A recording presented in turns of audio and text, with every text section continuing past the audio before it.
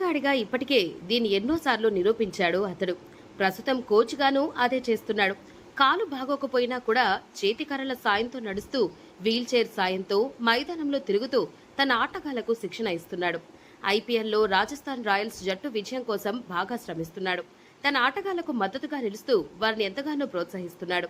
అయితే తాజాగా అతడి నమ్మకాన్ని నిలబెట్టాడు 14 ఏళ్ల వైభవ్ సూర్యవంశీ. అసలు 14 ఏళ్లకి ఐపీఎల్ ఆడడం అంటేనే ఓ సంచలనం.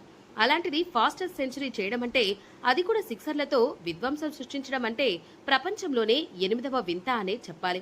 తన సంచలన ఇన్నింగ్స్ తో జట్టుకు అద్భుత విజయాన్ని అందించాడు.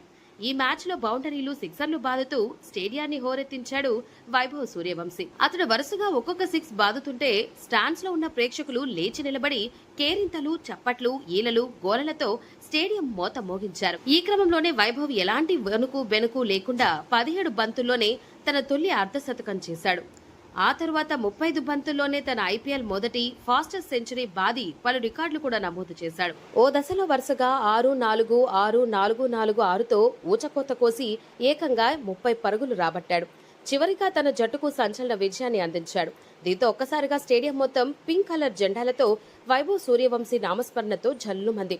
వచ్చిన ప్రేక్షకులు, ఇరు జట్ల ఆటగాళ్లంతా లేచి నిలబడి వైభవ్ సూర్యవంశీకి స్టాండింగ్ ఓవేషన్ కూడా ఇచ్చారు. ఈ క్రమంలోనే రాజస్థాన్ రాయల్స్ డగౌట్లో కూడా సంబరాలు కూడా అంబరాన్ని అంటాయి.